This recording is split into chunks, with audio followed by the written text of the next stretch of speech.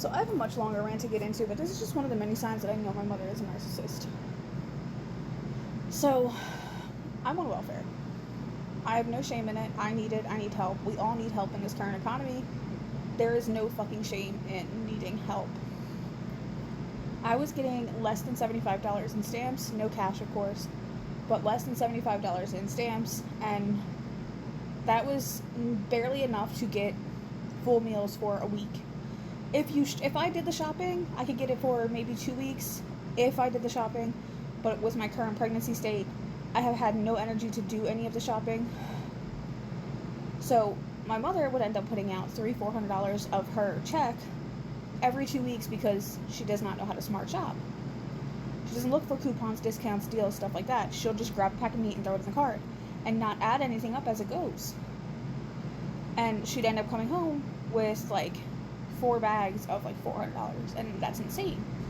And she, well, you won't shop anymore. It's not that I won't, I can't. I physically couldn't. Like, my body would give up halfway through. And when I would go shopping with her, I'd be like uncomfortable and in pain, and she would be like, I don't know why you're complaining. I didn't have all this when I was pregnant, and this and this and this when I was pregnant. I don't know what to tell you. You did this 30 years ago. You did this 30 years ago. Things change, bodies change, people change. And in her exact words, I'm too old to be pregnant. So, but anyway, today I call her and I tell her, hey, they increased my stamps, not by a lot, but it's still a good amount that I should be able to smart shop and get full groceries for a month on what they gave me, like as long as I smart shop.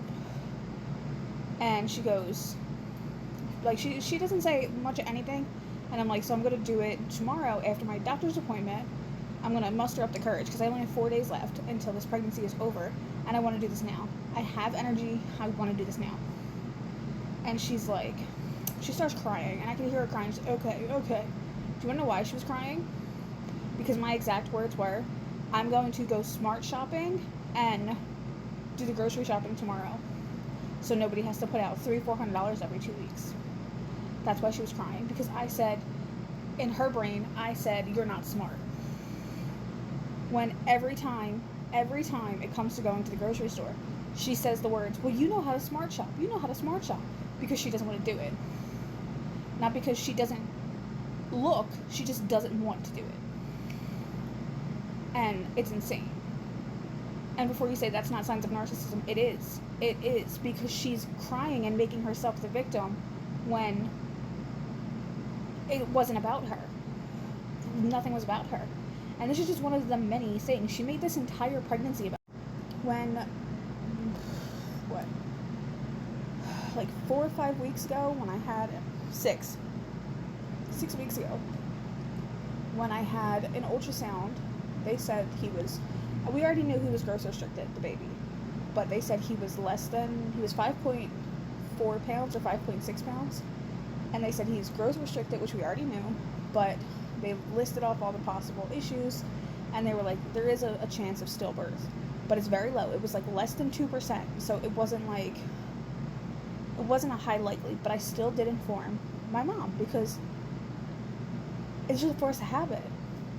And I come home, she comes home, starts a whole argument that night. Literally a whole argument, because she told a 12-year-old, my fucking 12-year-old, that she is the reason I have stress, that she needs to stop being a tattletale. And she's not a tattletale. She's really not. But she needs to stop being a tattletale and stressing me out and killing my baby. That is exactly what she told her.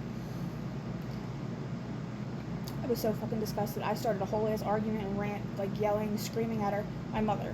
And I said, if I have a fucking miscarriage or something goes wrong with my baby, it's entirely your fucking fault. This is your fucking fault. She stressed me out this entire pregnancy. And stress is one of the main causes of fetal growth restriction. From what my doctor has said, stress can be a main cause of fetal growth restriction, as well as genetics and smoking and drinking. But I don't have smoking and drinking issues, and there's no prior genetic history of growth restriction in my family or in the father's family.